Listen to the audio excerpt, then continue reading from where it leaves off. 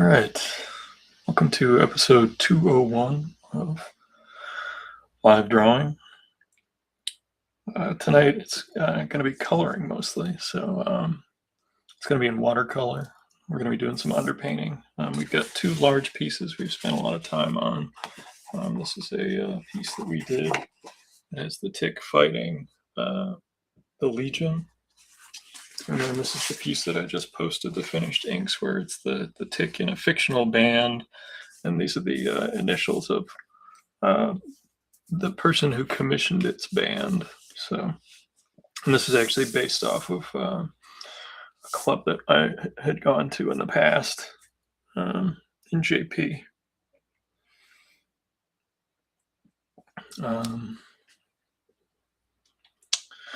Yeah, I think just to get back to it, I think we're going to start on this one because this person's been waiting a little longer. So we're going to start with underpainting, and we've got our palette here. I just used an inexpensive plastic palette.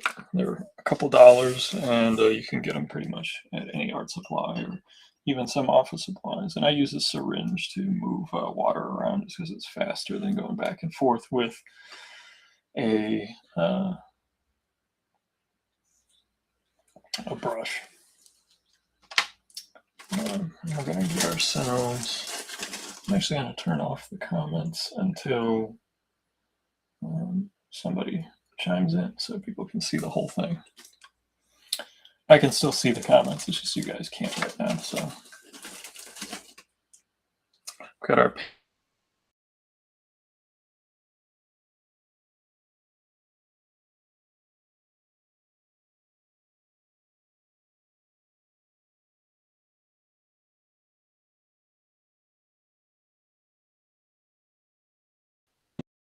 but where I determine that the light source is going to be from up and to the right, and you can see that being reflected in the way that we have shown heavier shadow down and below on things. Now, I didn't go in and put a ton of spotted blacks because we're going to be doing some modeling, and I didn't want that to conflict with the final piece. It's like there's a balance between how much ink to put down and how much to leave for coloring, and in this case, the only true black I actually had was the Karate Kid. Yes, that's his name.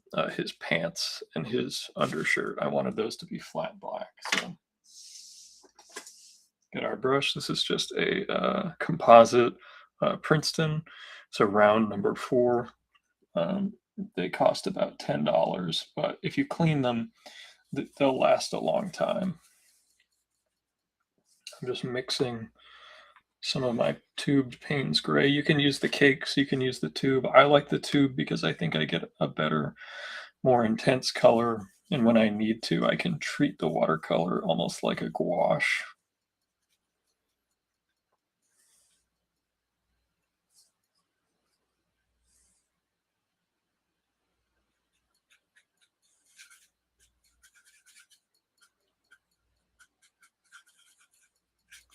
Gotta make sure it's well mixed. So, hey, Martha's. All right, how are you? We have a comment, so I can turn on the comments so people can see it. I actually owe you an email. You won one of the prizes from episode 200. So if you would like to send me your mailing address, I will get that in the mail to you. Light source is up here, so we're going to start back here.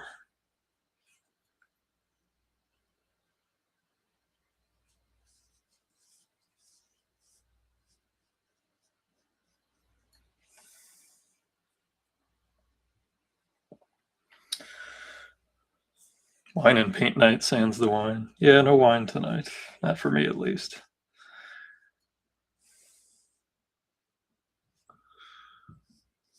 If other people are having a glass, that's on them. Jonathan and I actually got to head up to Rubber Chicken Comics, and if you're in the area, they now have Planet Comics, and they've been restocked on Undersea Hero. So thank you, Rubber Chicken Comics, for being a mega supporter of not just me, but indie creators in the region. Just a one of those stores that really participates in the industry on a real level.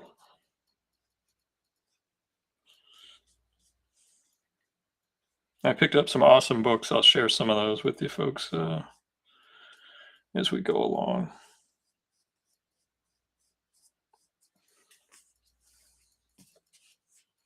No problem. We'll get that in the mail for you. That's an easy one. I've got these two, like one of the things that's been holding me up with getting everything shipped is getting these two pieces done. So I got to do a good job in finishing them after we put all this work into them to get them to this point. But as you can see, one of the things I like about putting paint on, oh, I got a little smudge there. That's okay. We'll make it work. I'll actually show you one of my tricks.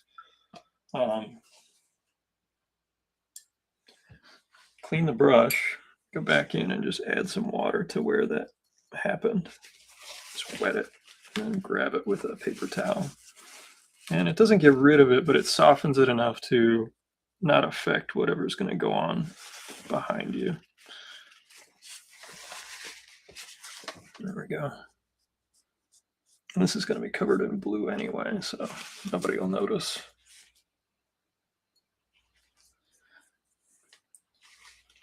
And actually, Len of Lenovation Press actually said that he would send some bonus books to you too, Martha's.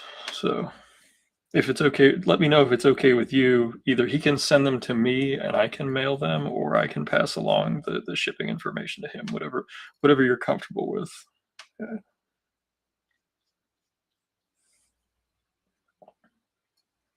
I think I finished the last of the smaller commissions. I think those are all done, and we're just down to these two. It's not gonna lie, they've been bugging me. I felt like my feet have been stuck in the mud just because for how long these have taken. And on the one that I just posted, this background just took forever.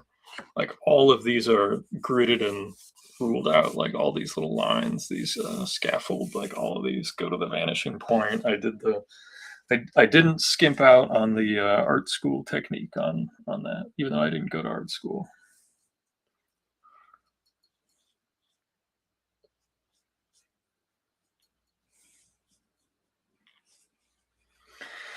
Art fight, losing your mind on the art fight again. You've got to enjoy it though, a little bit, right? Can't be all stress. Although I'm not one to talk, sometimes my drawing is all stress.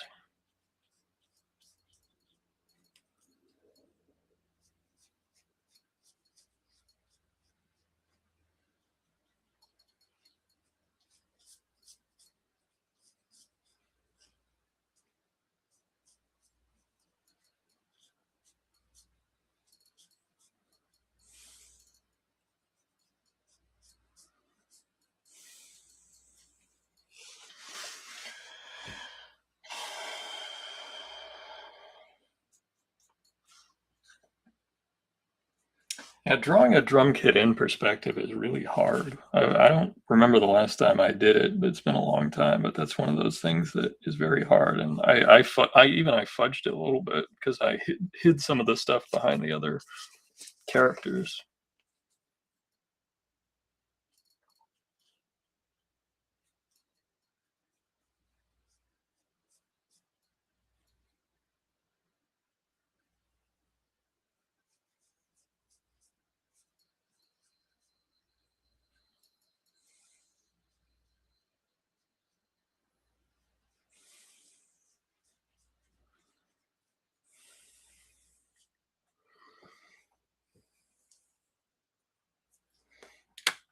Got a sweater on. I gotta take off my sweater.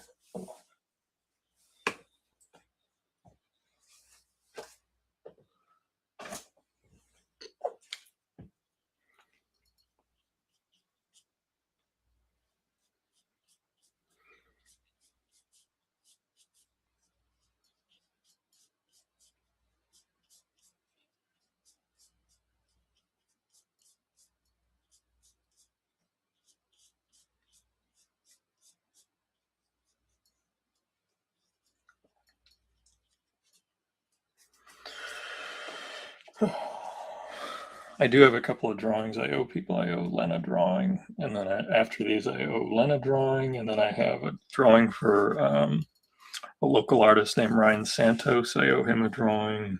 I'm just behind, and I really hate that feeling of perpetually behind. I wish I felt it was like, people are like, oh, that means people want you to draw stuff. I'm like, yeah, but there's an emotional toll that takes when I can't work on it as quickly as I want to or need to in some cases.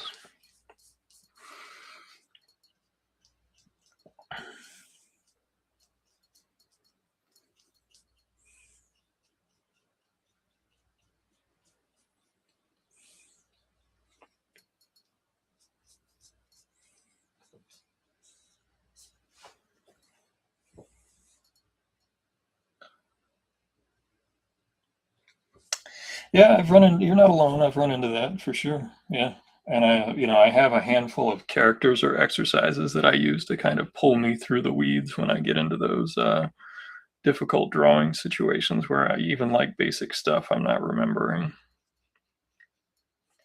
My character Helena, she's one of the ones that like I don't know what it is. Like she's one of those characters that like I can grind a finished piece out of and then get my feet moving, and she's always like I'm always able to get a drawing of her done and keep moving. And for me that's part of the fight is keeping the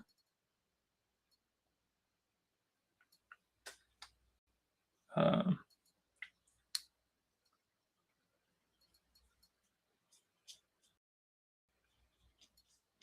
part of the issue for me because I'll just start defeating my own drawing before it's like at a point where it should truly be judged. I mean, sure, there's a difference between like saying, oh well, it needs to be, you need to make these adjustments or these edits or whatever, but it's like, this isn't worth even finishing, like that sort of thing. I definitely get into those moments. I got any good ones? I'll share one of the really cool things I picked up. They had when I was a kid, Brandon Peterson was one of the premier X-Men artists. He worked on Uncanny, he worked on X-Men, he worked on all kinds of books. And this was a remarked with an original drawing of Magneto on it, just sitting in a bin at the store. Yeah. 600 copies drawn by artist Brandon Peterson. So that was neat. That was a really cool thing to pick up.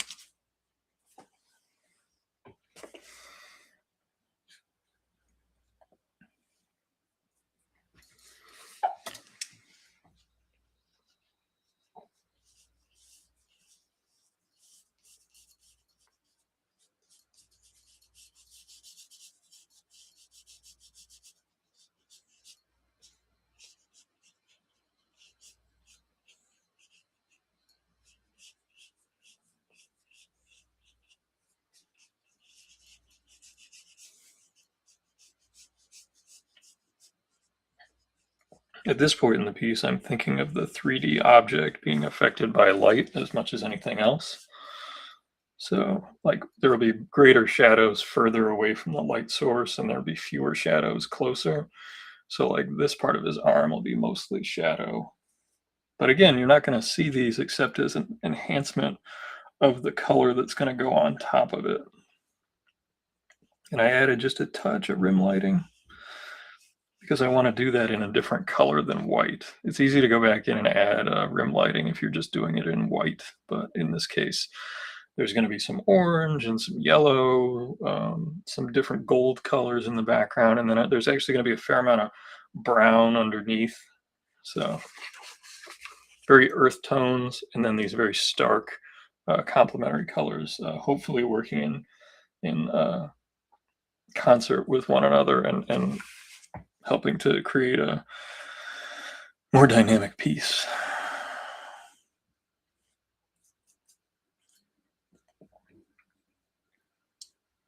My voice is a little shot. I had to do a lot of talking today, so if I sound a little hoarse, that's why.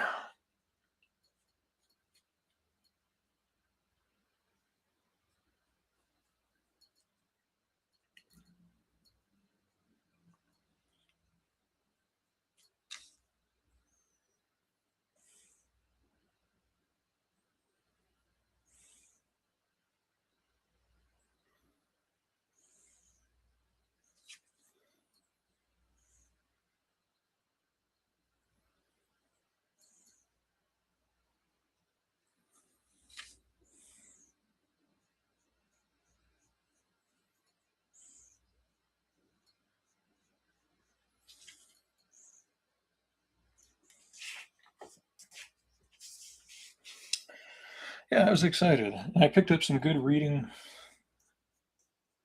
Jonathan, I gotta admit, that was probably the best thing I've picked up for me personally, just because of how big of a fan I was as a kid, and um, you know,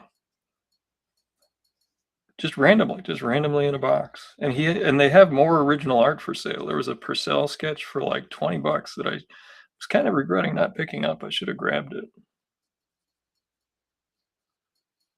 Jack's never been on the channel, but he's a friend of the program, I would say. He's always been extraordinarily kind and friendly to us.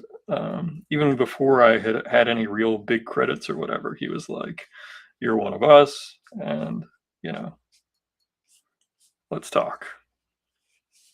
There have been a bunch of creators in my career that have had that attitude, and I've always tried to keep that when I'm at shows or whatever. I did post on the description of the video that we have a convention coming up in August. I'll be at FAN EXPO Boston. You can see on their website they got a pretty darn good artist list going. Um, Myself and Joe St. Pierre of Undersea Hero uh, fame will be there. Um, but yeah, like the Absolute Batman team's going to be there. There's all kinds of folks that'll be there. So you can see me and have a chat, and then you could see Chris Evans from like very, very far away, maybe. It's one of those shows with both comics and pop culture. And I think it's the only show like that I'm doing. Um, no, I'm doing another one. I'm doing Granite. They get the media guests as well. So I'm doing two shows that have media guests this year.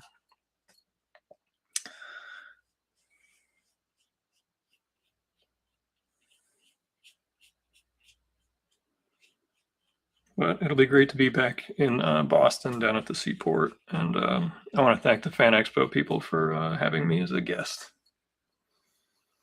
as a local pro guest.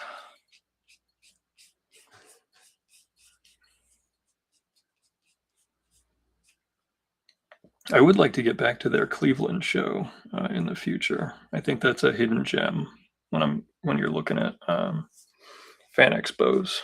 They've got shows all over the country, and I think Cleveland's one of those sneaky good ones that people overlook because it's in Ohio.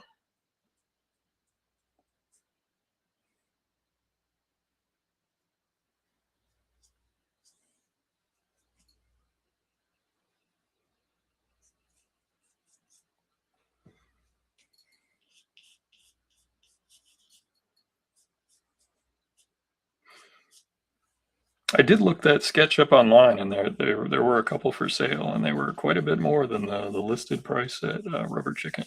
So they must have gotten a deal on it, like got bought a whole collection for X amount and just priced it out based on what they bought it for. I got all kinds of 50-cent comics, good readers. I got some Steve Siegel 2000 Superman. Another one of those, again, sleeper runs.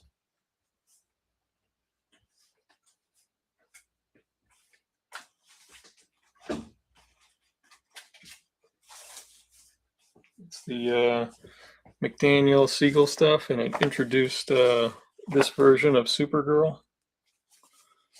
It's just solid stuff. I really like it.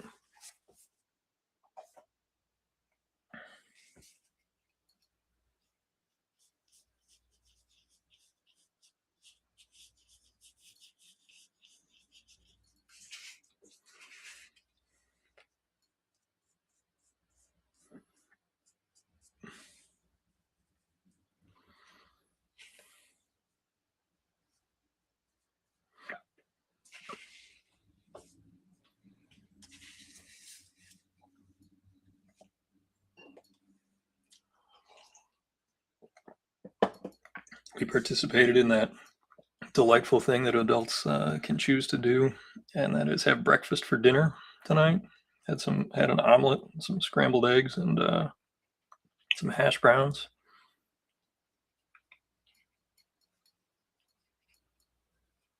I lived in Ohio for a while, and there's a place out there called Waffle House. We used to go there for dinner sometimes.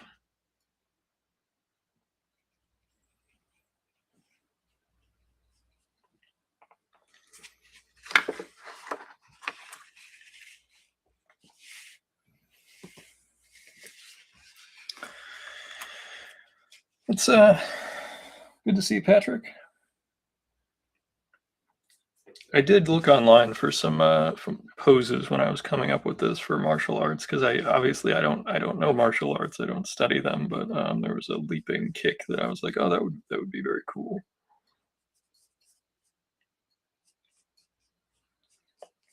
I remember someone showing me because obviously pre-internet when they would use a reference for comics, it was magazines, it was books, but there was this one martial arts book that someone showed me, and basically like every issue of Iron Fist from the original run basically used this book. You could actually pick out like all the poses from all the fight panels from different pages in the book. It was pretty cool to see.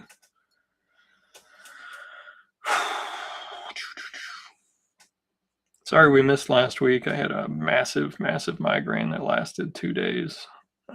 It was just not a lot of fun. I just couldn't. I get visual flashers, so like I'll see like bright spots in my vision. So I couldn't read. I couldn't um, really look on the computer at all or anything. So I was out of commission.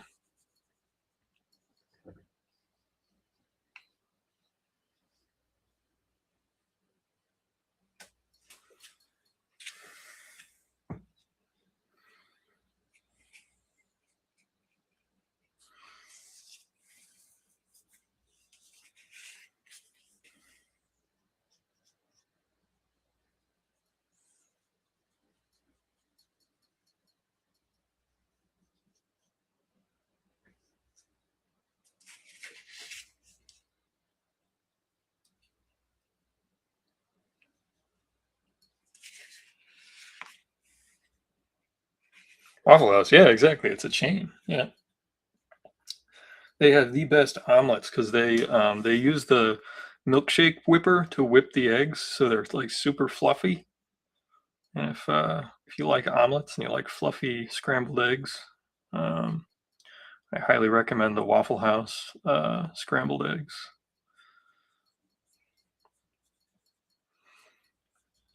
And they were 24 hours, so like if I was working late, where I had a late back when I was a kid, playing sports or whatever, sometimes we wouldn't get done with a game until like all the other restaurants were closed.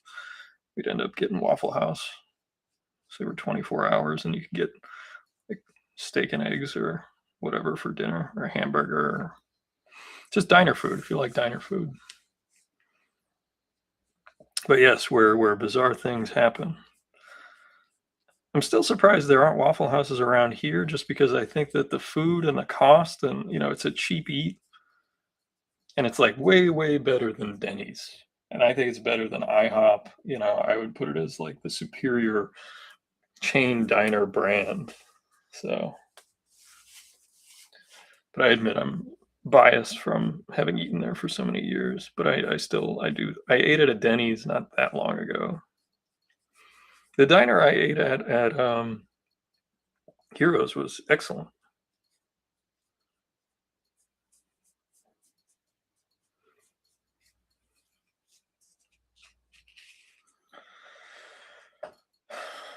Sometimes I can fend them off. I'm glad you can. Sinus headaches are that's no joke. I'm glad you can fight them off. Sometimes I can. I'll take a what I call a brain pill. It's just a leave. Advil doesn't work for me. Aspirin doesn't work. So I take a leave and then I just drink a ton of water. And I'll eat. Surprisingly enough, I gotta eat when I have a migraine. But I was nauseous. I had flashers in my eyes. There was a chunk of my vision where I just couldn't see. So it was not great. Not great.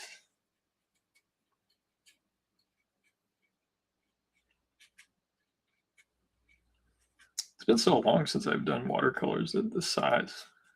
I'd be interested to see what it looks like when it's done.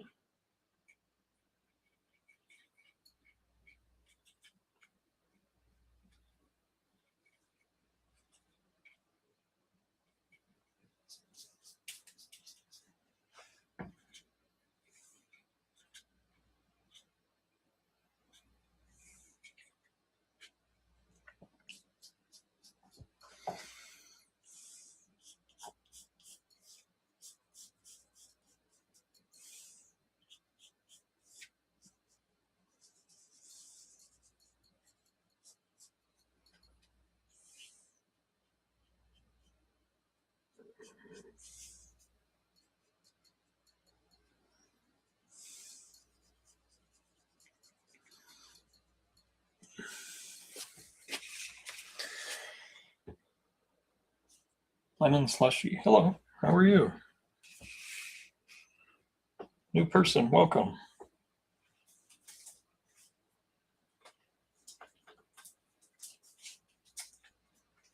I'll plug the Rubber Chicken Comics Werewolf with a Chainsaw issue 5. This is one of their in-house printed books with their own original characters and crew. They publish their own comics. They've got a Rubber Chicken Comics Presents book that they do from time to time, and I'm hoping to have a piece in one of those coming up soon. They said I could do a short story, so.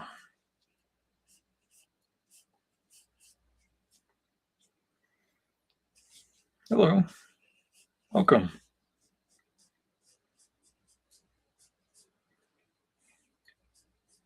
This is not the most exciting part of the painting. Most people like to see the finished, as you're putting the final colors on or whatever, but this is very important to establish tonality and intensity of color. This is the underpainting. And this is something that I sort of hybridized some of my oil painting techniques with this and my watercolor technique. And then on top, I'll use a little bit of a gouache technique sometimes, depending on what the finish calls for. Right now, we're just using Payne's Gray as our base for our tonality.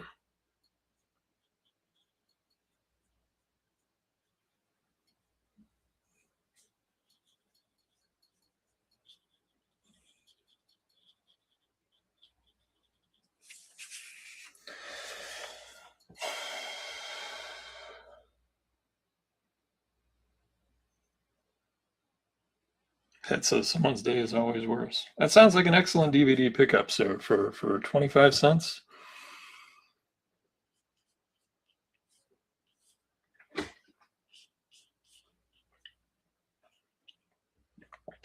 I'd be psyched about that too. That sounds like a good watch. I don't know about anybody else, but in my neighborhood, it seems like they bought all the fireworks and forgot to shoot off a bunch of them on the 4th of July, so they just shoot them off randomly during the week.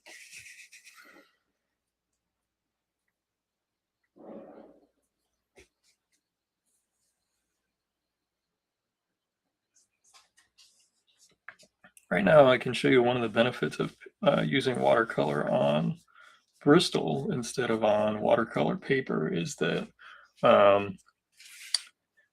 the tones kind of sit on top of the paper. Some of it gets absorbed, but not all of it. And you can move it around a little bit.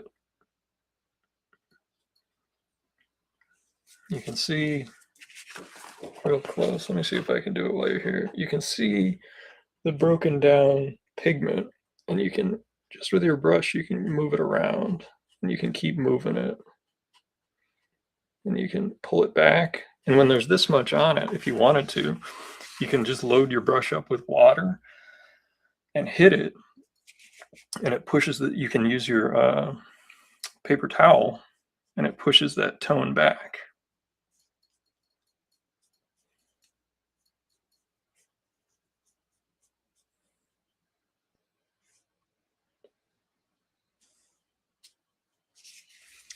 Well, welcome to watercolor. I mean, it's a really fun medium, and I think that it gets a bad rap. I think people say it's harder than it is.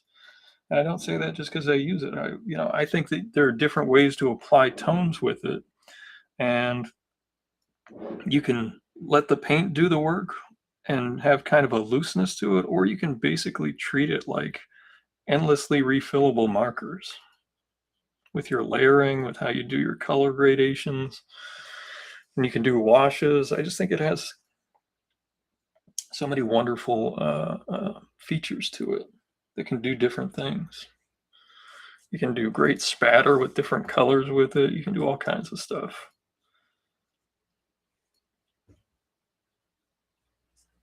And I was told the same thing when I was young, like, oh, that's the hardest, that, you shouldn't do that. Pshaw, I say.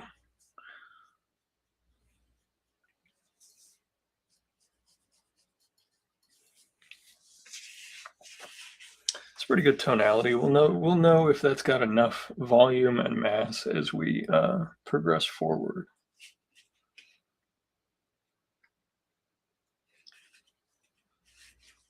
Len, I think if we sat down for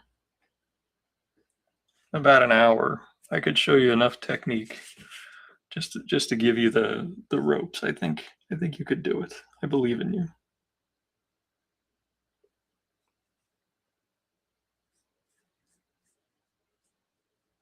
Because right here, like picking better stuff and the right paper is crucial. I like a smooth finish because I find it more forgiving.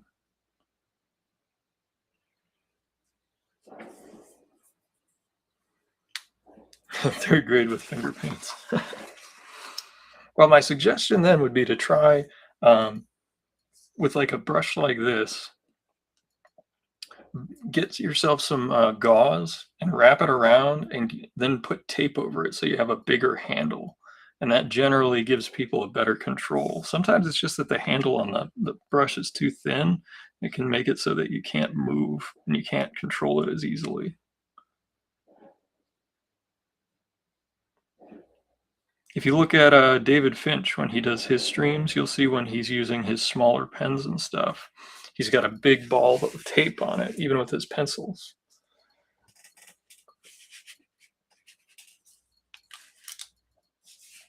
I agree. You do have to buy slightly nice. You don't have to buy like the I don't know the professional grade stuff. The student grade stuff is perfectly fine, and that's what I use for a lot of my stuff. And I started with just the cake pans, and I use them for sketching now too. I don't know if I have it on me, but you guys have seen it on the stream.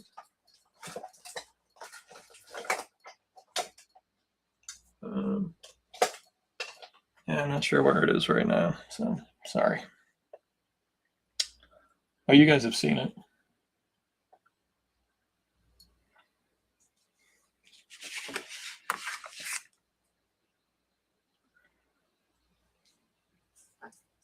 And I think there's enough tricks and technique that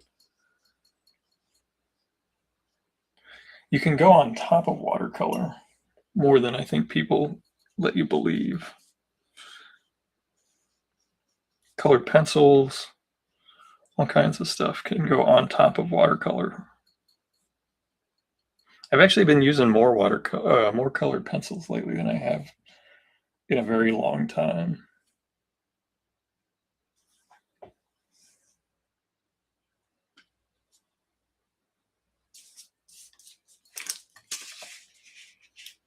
I'm just watering this down to give me a lighter touch. That's true. That's true. That's a fair point, Len.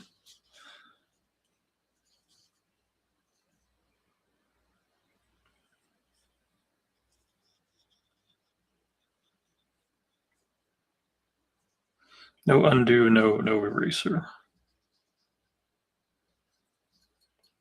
And that's the part I would agree takes practice. Being confident in the technique and stuff to push through or troubleshoot when you mess up. Because I messed up earlier on this and I just went in with a little water, dabbed it, and that's a trick that I just learned, from messing up. And I was just like, if it's really messed up, I got nothing to lose in trying to fix it. And that's where I found some techniques that, aren't in books that I use all the time. Like my finger smudge.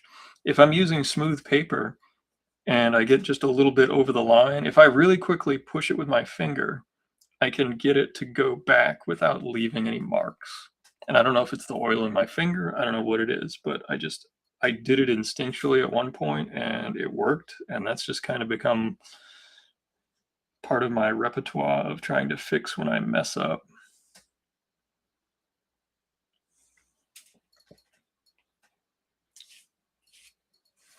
I've heard some people describe art as making it as a controlled crash.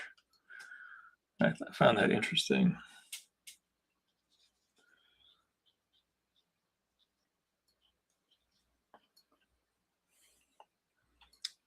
Now we've got these foreground elements, which we're going to hit with that heavier dark, and then we'll have a gap where we want it nice and light. And then we'll have just a little bit of shadow here and here and here underneath the tick so that we have this nice light area. We're framing this. Everything that I'm doing is with the intent of framing these figures in this action. So I want to draw people in. So I want to create contrast between the foreground, the midground, and the background. And the tick, there's 2 layers to the foreground, midground, background all the way back. There's 2 sets, foreground, midground, background of the foreground figures, and then there's foreground, midground, background of the background figures. And you're going to notice when I color these characters that are in the background, they're going to be very light so that it looks like they're further away.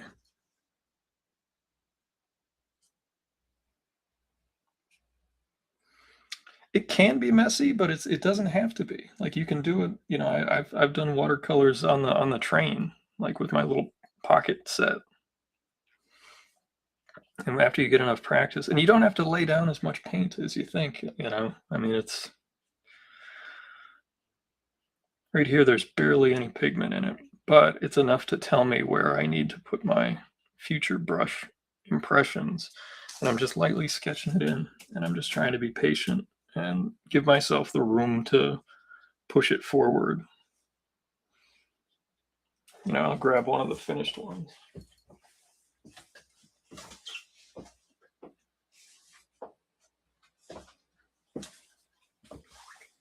You know, this one here that we did on the stream, you know, it started with the underpainting, and you can still see right where it was. There's the edges of the shadows. But when we put the true color on top of it, it pulled a lot of that away. You can see here's our Payne's Gray right here, right on Arthur. You know, right on his underside. And then I went in with some yellow to try to neutralize it so that it wasn't as stark of a blue. And here on the underside of the hand, you can see the Payne's Gray showing through right there at the fingertip. So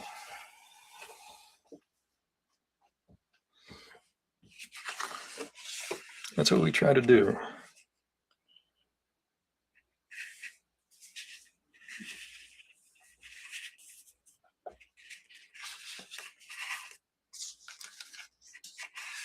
Try to make it so you can see what I'm doing. I'm not always good at that, so if I need to move the piece, just give me a holler and tell me, hey, I can't see what you're doing.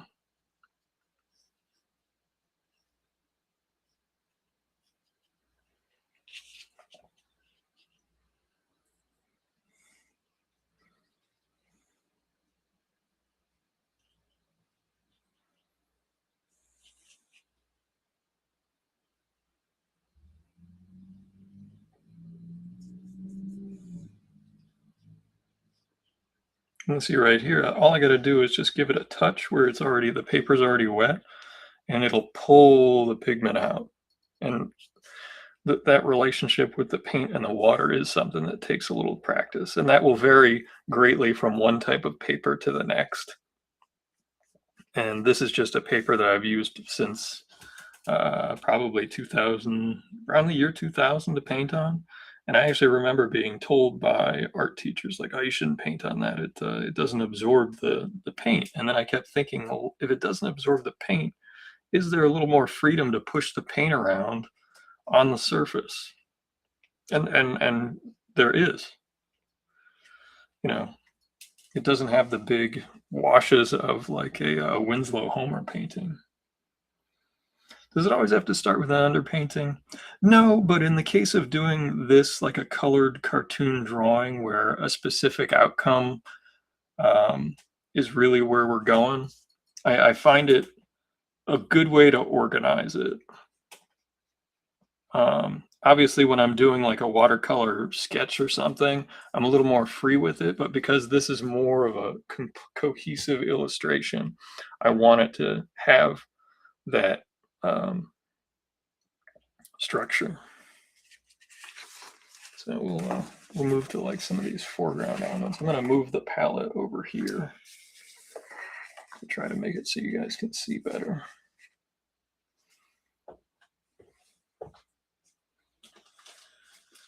grab an extra piece of paper.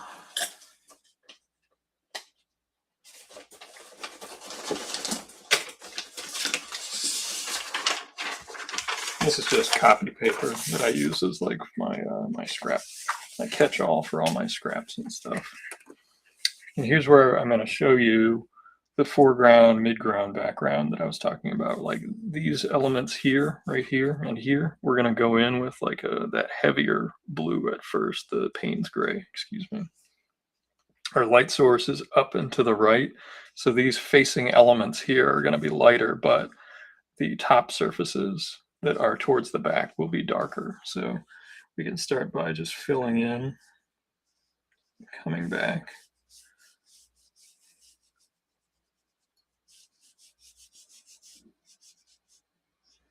And then here where there's cracks and stuff, you can go in and just add a little bit.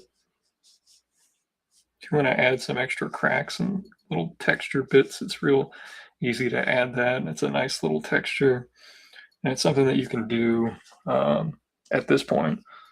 Another thing, like I mentioned, with being able to pile pigment on top, the underpainting informs my hues that I put on top of it. And then if I need to add more tonality, I can add it on top again, or I can use colored pencils because of this type of paper. And that's a really useful thing where it's like, oh, I want to make another adjustment. I want to add a little bit more, I want to add a little bit more shadow, or I don't think that this light source is working. Like you can't fully switch a light source, but you can fudge some extra stuff to try to give you a little bit more leeway.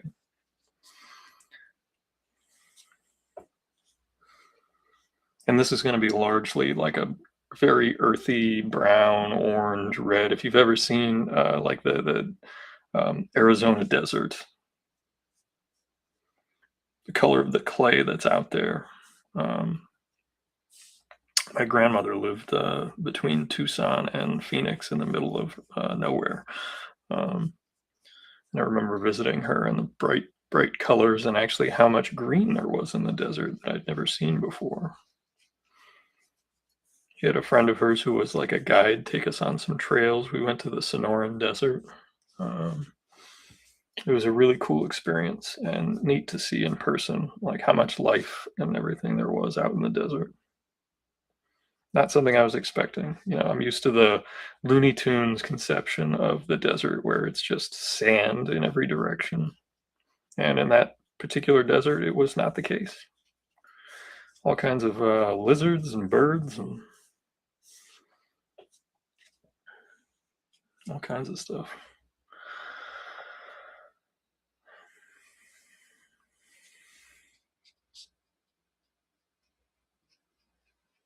This is that lighter gray. I'm going in, I'm sketching with it, keeping in mind the light source being above and items further away or surfaces that are facing away from the sun. So,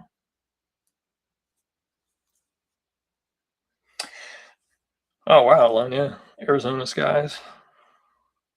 Yeah, we have the fire smog smoke going on down in our neighborhood too. So I was glad I took a allergy pill today. I don't usually take one, but for some reason I felt like I needed one, and if I didn't, I would be in even a worse spot with my voice.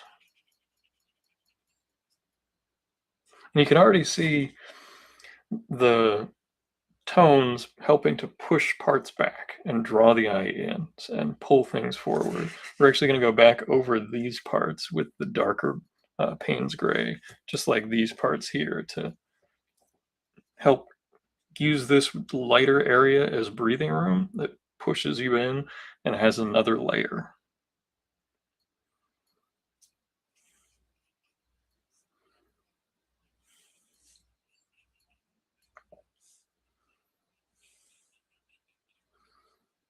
And the beauty of doing the underpainting is we don't have to think about tonality. We just think about hue. And the way I think of it is like as I'm going forward, I'm eliminating variables that I have to keep balanced in my head. So it helps me keep it organized. So like if I don't have to think about the lighting, the whole time, that's just one less thing for me to balance. See, and that was a part where I put just a little too much. You just grab our paper towel, pick that up. Always have a paper towel handy when you're doing watercolors. That's an easy bit of advice.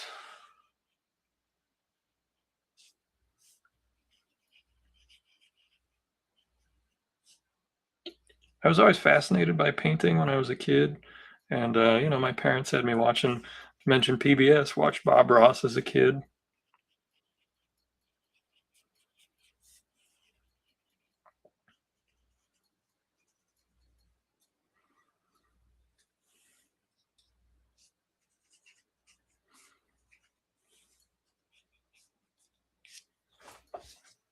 And I don't want to connect all of this. So, like, we're going to have shading up till about here. And then we're going to leave it. And then we'll have another little cluster back here because, like, this black area here, this is the edge of this plane. And then this is the next plane that's behind this plane.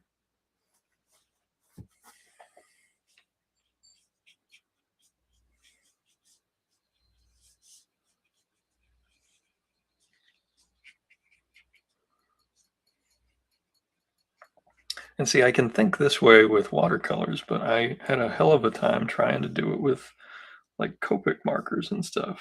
I got so frustrated, I ended up just stopping with markers and giving them away. I gave away all my markers to my buddy Jay because he really enjoyed them.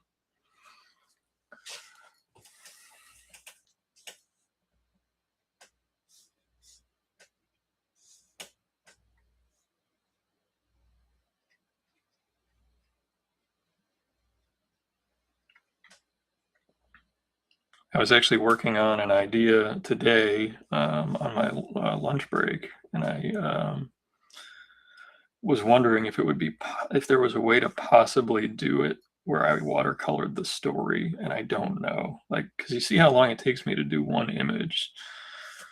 It would not, increase the time on a page necessarily, because the underpainting could save me a lot of time. But I don't know. It's that is intimidating to me, even as someone who likes watercolor.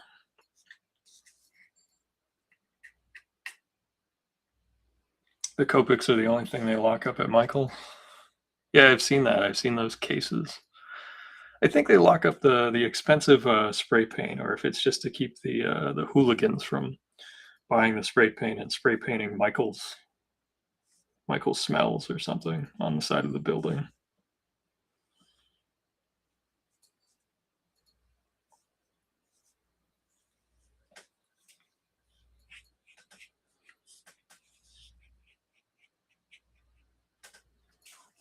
And like I said, we're going to come back with a brown in here, and then it's going to start up here with like a fully saturated color on the edge of these rocks, and that's going to taper down to basically white here, and then it's going to pick up again here. A similar tone starts here, and then as you come down, it'll taper back, and those are the coloring layers that, as we have those tapered gradients, that will help. Again, everything we're doing is to create that depth. So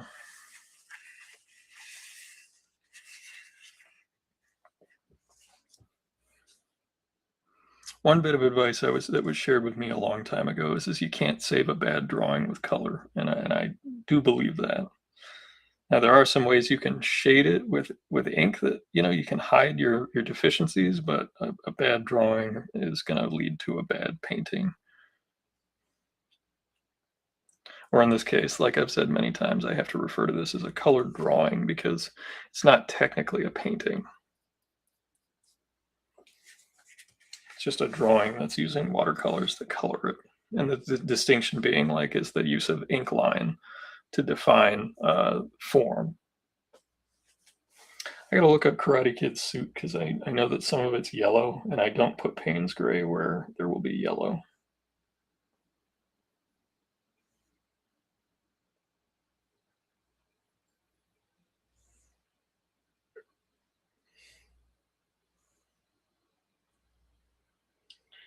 Just looking up reference, don't mind me. Karate Kid, Legion of Superheroes. images. Yeah, see, there's a good shot, drawn by the incredible Steve Lytle.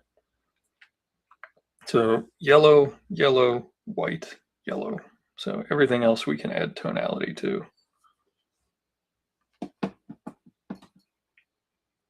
And his boots are white, so we can tone the boots as well. But like that's pretty much all the tone I'd want to put on the foreground elements. Actually, we do want to go in here on these and just add a little dark on the foreground ones. That's my mistake, I forgot.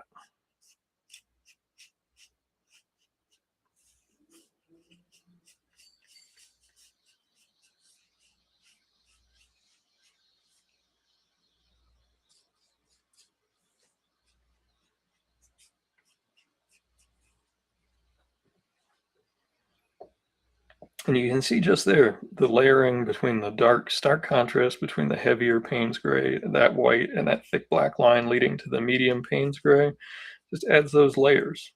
And that helps to create, that visual interest, I think. I believe you, Lynn. Dennis, voice actor, camera actor, Dennis Dietrich joins us. I'm doing okay, even with the I'll call it fuzzy air with all the smog and stuff and the smoke from parts north. How are you doing, Dennis?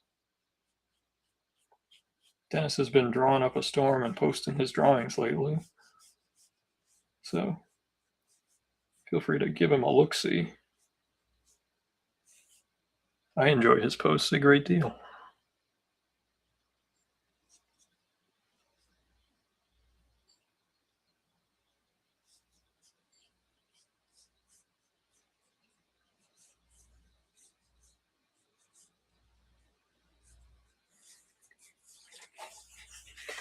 There we go, we've got the start of the tone. You can see how it's starting to come together.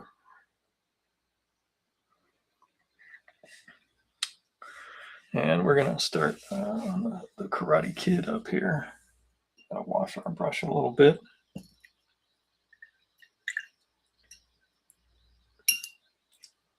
And I'm actually gonna come in with the medium Payne's gray to start.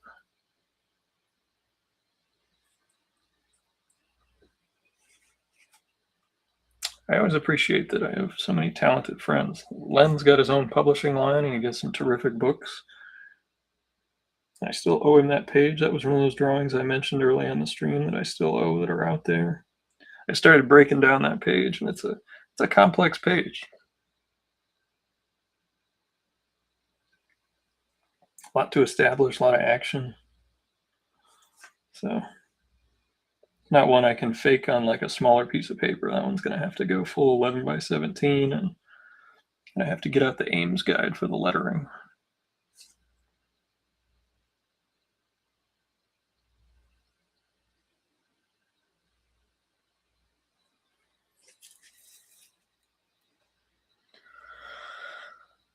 Oh, that's very kind of you, and I'm really glad you've enjoyed it and found it. We'll have to get you to draw a Krakus or an undersea hero for us. Have to commission one of those.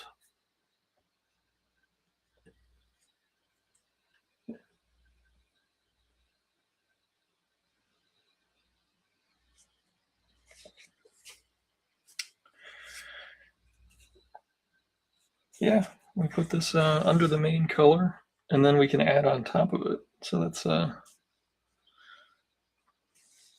I believe a similar technique was used for alcohol markers back in the day, before Copics.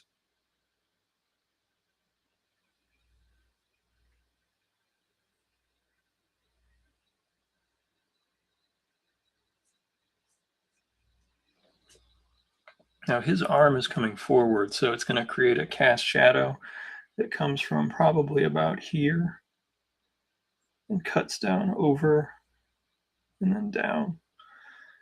And we can fill it in there.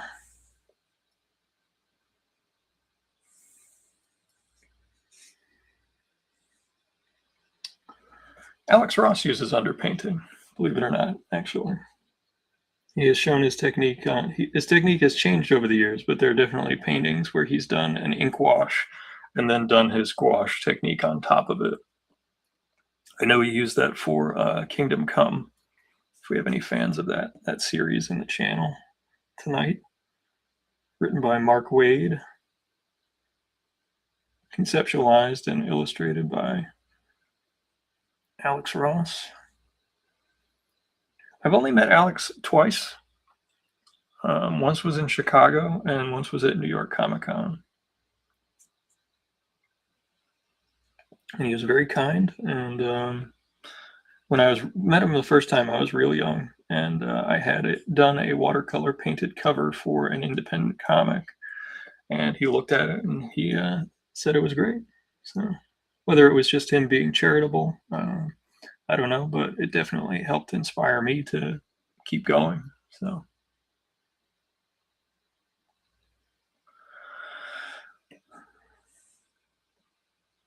Because I did some painting for like the fine art direction when I was real young, and I just found that I didn't like necessarily the business of fine art. I don't love the business of comics either, but I at least really appreciate that they're for everybody, and there's not in my opinion, there's not a financial boundary for people to read any comics. Like not all comics, but I bought a whole mini series for $2 at Rubber Chicken over the weekend. It was this Fantastic Four series.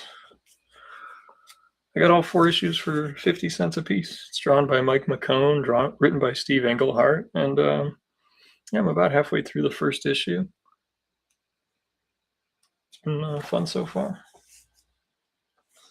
Hey, it's Eli Stone.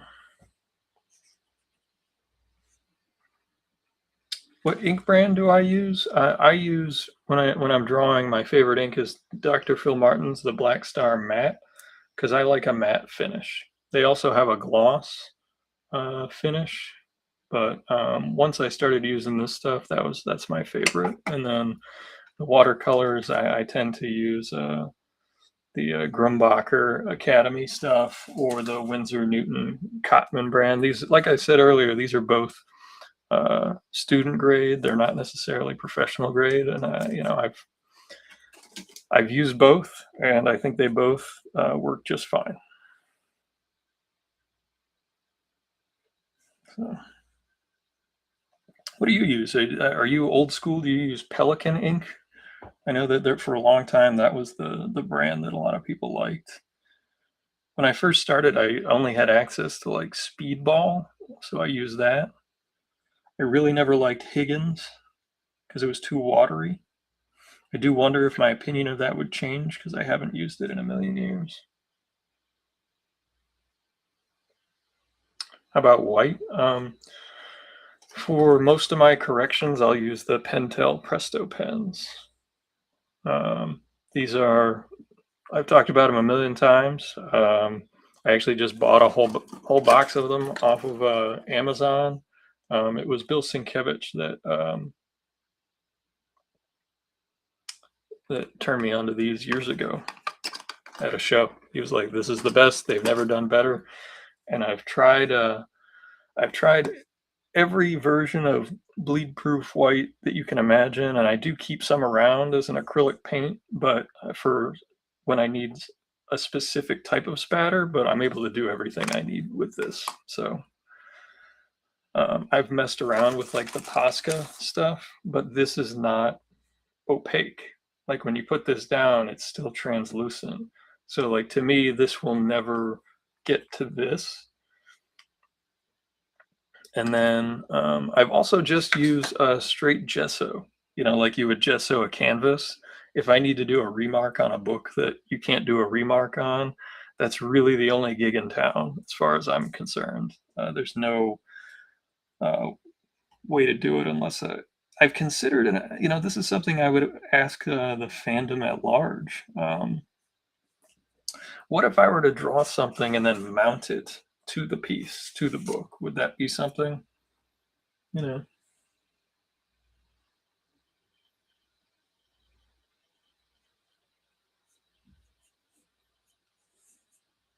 I did pick up some more sketch covers. when I was there. I got this really neat vintage Action Comics one. I got a young Hellboy, friend of the channel and Undersea Hero contributor Craig Russo's book. I got this. Got a couple of Ninja Turtles ones. I got a JLA Avengers from the Busiek Perez reprint of the series. This was cool. Torpedo 1972. Torpedo is like a crime noir character that Jordi Burnett worked on. It's a European story. And then this is by Eduardo Rizzo, who is an incredible artist. Got a vintage Batman with like Dick Sprang type artwork. And then I grabbed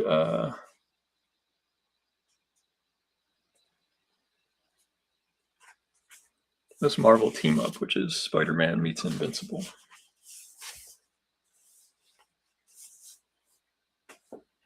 They sell them to retail stores. They're variant covers that the publishers put out, Eli. And in this case, Rubber Chicken Comics has like a series of long boxes of them at the store, and he has just a zillion of them. And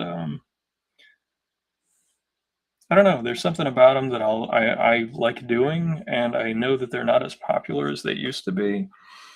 But I just think that being able to have a cover that's originally drawn is inherently neat, and I like the necessity of having text and graphic design and typography mixing with the drawing, and that is so paramount to cartooning and comic books that I think it's a greater way to interact artistically and as a collector with the medium.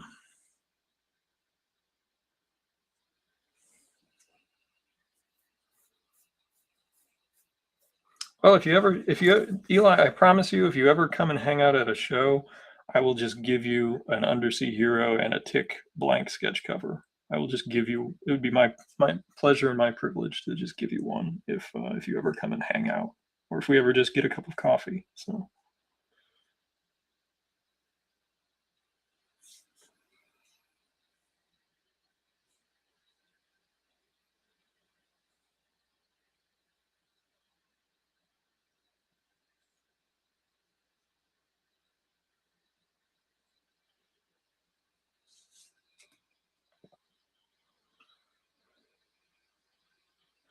When I'm blank cover shopping, well, that is an excellent question. You are asking a question a good salesperson would ask. It's twofold. I do buy stuff, like in the case of this one. I would assume that someone would like me to try to draw Invincible. He's super popular right now. I think that somebody might enjoy seeing my version of that.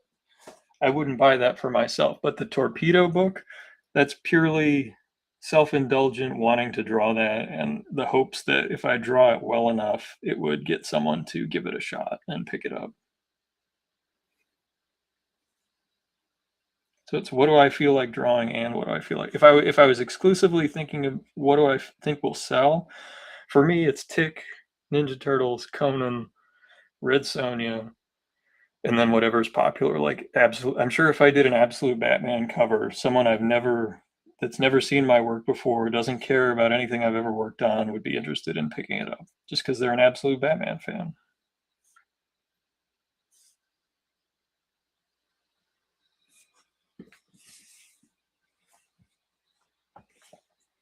I should do it more, and I used to feel that more, but I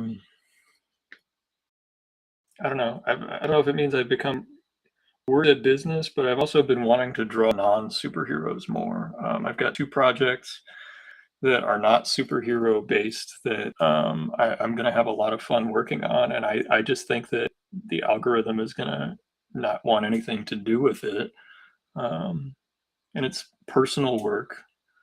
Some of it is parts of my life. I've never done anything like that before. I've fictionalized things, but like it's going to be regular people working regular jobs and stuff. And I don't my hope would be is that different people who don't like comics would find it, but I don't know if that'll happen. So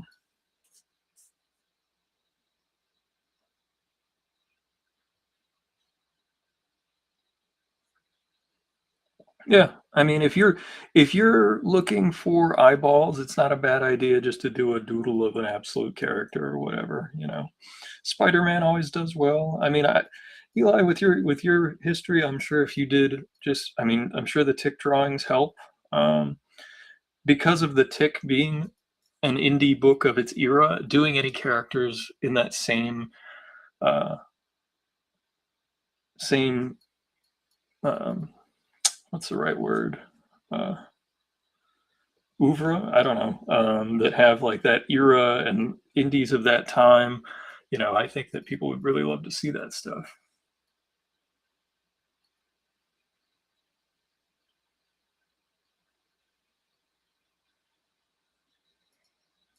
But like an Eli Stone, Ninja Turtle would be fascinating because you did the Tick, or Usagi Yojimbo. I think people would love to see that because he would like indie characters of the era in which the Tick existed and flourished, and you were the front man of that band for that time. Like people would want to see, well, what if he was working on this book at that time when he was working on that book? I do see that. Um, if you did like a Usagi, like we did a Usagi Yojimbo Tick crossover cover that like I'm still proud of it to this day, and I think that um,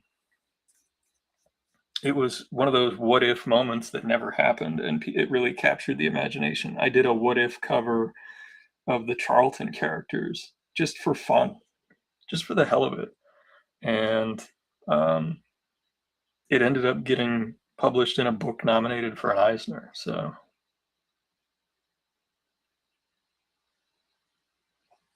anytime, Eli, we always love when you have time to pop in. You're always welcome.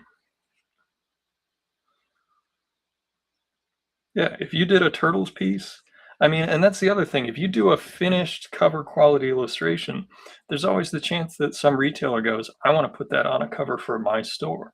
And then they can, contact IDW, work with you, and then see if they can get it published. That stuff happens. It doesn't happen all the time, and it's only happened to me in my career twice, but both times it was when I was drawing something that I drew for myself, and it came from the gut. And, there's not much else to add to that. Like, it was very authentic, and I think that that came through in the artwork. At least I hope it did, and I think that that's why it resonated with somebody else. Sometimes when I'm doing illustrations, I can't put as much of myself or my gut into it. I have to do what the job demands. But when I've been given that extra bit of space to operate, I've always felt like I've done better work.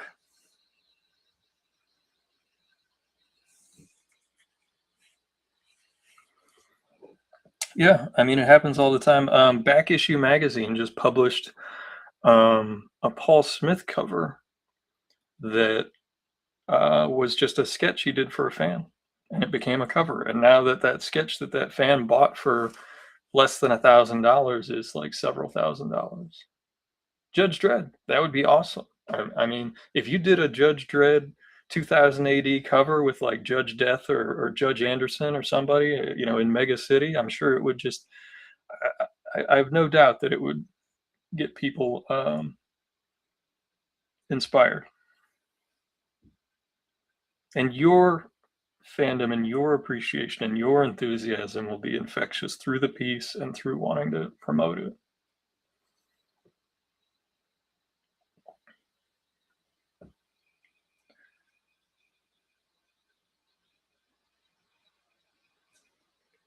And I one thing that I've been trying to do a better job of on social media is hitting the share button. I've been doing it a lot on Blue Sky and Twitter. I need to do it more on Facebook. Just sharing, like it doesn't hurt your profile or your algorithm to share artwork of people that you support or whatever.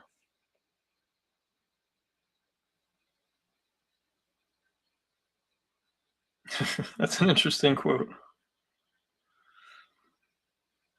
And when I think about artists, I've got something that will be coming out in about probably 2 weeks. I think artists will take any anything that can make lines or marks and try to make art. I was sitting at the bar the other day, and they have these little golf pencils and Keno cards, and I just wanted to sketch on them, and that's bringing your art with you everywhere you go. Is like we are pilgrims in this. We're in it together, but we're all also alone all the time. And I like to think that going out and doing things that are artistic and meaningful makes this place better for not just ourselves, but for everybody around us. So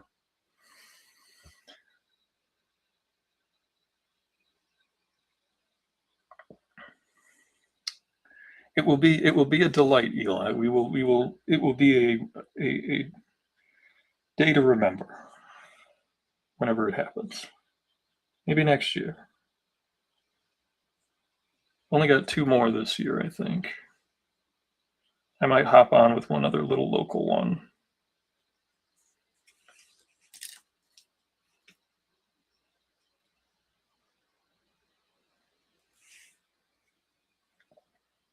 I owe Len a drawing. I'm in the doghouse for that, I think.